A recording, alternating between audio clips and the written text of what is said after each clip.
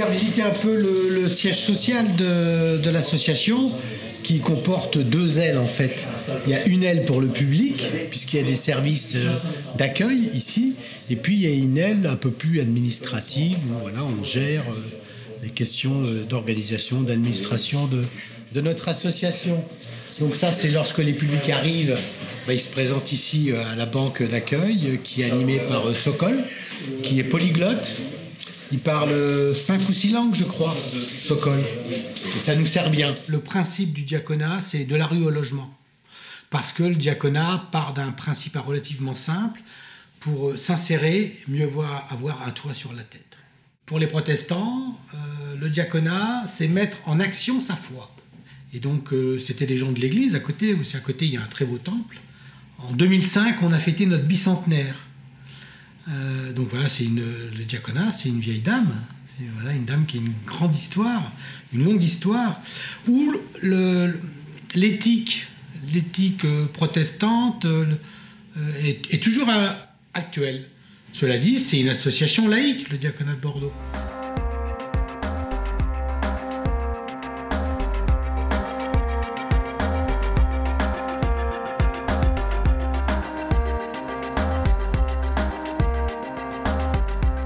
Vous avez ici le bureau de service logistique, parce qu'il faut, quand on a 9 services et un ensemble de structures, des centres d'hébergement, il faut des matériaux, il faut des fournitures, il faut des ordinateurs, il faut des contrats d'abonnement, de maintenance. Et c'est monsieur Himmel qui gère ce service. Et il a, pour l'accompagner, 6 salariés. En 2014, on a recruté, on a fait 100 contrats de travail. Il y a 50 titulaires et 50 autres salariés. Pour faire fonctionner la structure, c'est compliqué. Et à côté de ça, une centaine de bénévoles. Donc le diaconat, vous voyez, c'est à peu près équilibré. 100 salariés, 100 bénévoles. Ça fait 200 professionnels. Beaucoup de salariés du diaconat font aussi du bénévolat. Ils font leur travail et ils font du bénévolat. Et ils ont, comment dire, ils font des tas de choses qui ne sont pas uniquement dans leur travail, ils font des choses en plus.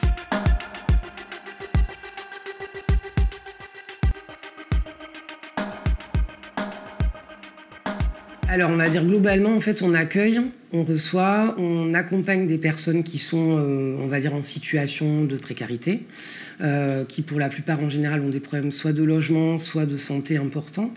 On a un public qui est plutôt, en général c'est plutôt un public qui est en errance.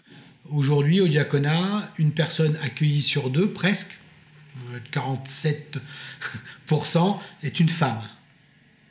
Les publics ont changé. Et 1/3 des personnes accueillies est un mineur. Et puis, bien sûr, aussi les publics traditionnels d'isolés, plutôt un homme qui a entre 40 et 50 ans. Mais on accueille des gens qui ont plus de 75 ans, 80 ans. Donc, c'est aussi une des particularités du diaconat, c'est qu'on s'est adapté au fil des années à la demande au public. Après, une fois passé l'accueil, les personnes donc arrivent ici sur le service. Donc, ils bénéficient d'un accompagnement social. On va les aider sur les démarches administratives, sur l'accès à un logement éventuellement, sur tout ce qui touche à l'insertion professionnelle, mais peut-être une insertion professionnelle spécifique, c'est-à-dire plutôt tout ce qui touche à l'insertion par l'activité. Et après, on a tout un travail en fait qu'on effectue pour le Conseil général en tant que service agréé pour le RSA. Et donc, on reçoit les personnes pour instruire les demandes, mais aussi pour l'accompagnement social. C'est-à-dire qu'on a le public qu'on reçoit dans le cadre du RSA. Ce sont les personnes qui sont considérées comme les plus éloignées de l'emploi et qui ont des freins qui, pour le moment, ne leur permettent pas d'accéder directement à un emploi.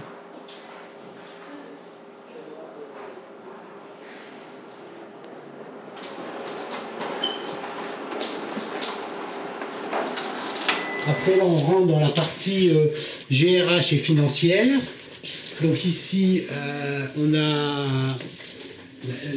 notre personne qui travaille essentiellement sur la paye. Mais là, elle n'est pas là d'ailleurs, donc il n'y aura pas de paye. En 2013, on a accueilli, hébergé, logé 1200 personnes. Voilà, on a une capacité d'accueil dans l'ensemble du service de plus de 1000 personnes par an. Donc ça fait voilà, une grosse structure, peut-être l'une des plus importantes sur le territoire, qui est bien reconnue par l'ensemble des financeurs. On ne nous a pas diminué les subventions, mais depuis 3 ans, elles ne bougent pas. C'est donc une diminution réelle de la somme dont on peut disposer, puisque tout augmente. Le contexte économique actuel réduit le financement de l'action sociale. Et en plus, nos publics n'ont pas bonne presse. Voilà, parce que quand même, la chasse aux pauvres, la chasse aux fraudeurs est ouverte. Quand on regarde les mesures qui sont prises ou comment on parle de la fraude en parlant du RSA, je voudrais qu'on la compare avec la fraude fiscale. Ça ne veut pas dire que les quelques personnes qui fraudent pour le RSA ne doivent pas être remis dans le droit chemin. Mais je ne pense pas que ça doit avoir, et ça n'a pas l'importance que ça prend actuellement. Donc ça, c'est très inquiétant. Tout comme est inquiétant la montée des extrêmes, si je peux me permettre. Voilà, la chasse à l'étranger, la chasse à la différence. Dans mon bureau, il y a la différence moins l'indifférence égale la solidarité. Les morts de la rue, on ne meurt pas de froid. On meurt de solitude et d'isolement et d'indifférence. Parce qu'on meurt l'été, dans le cadre de plan canicule, on s'en est aperçu. Donc il y a des personnes âgées qui meurent parce qu'il n'y a personne qui vient à domicile. Ben, pour les gens de la rue, c'est la même chose. Donc c'est pas le froid qui tue, c'est l'indifférence et l'isolement.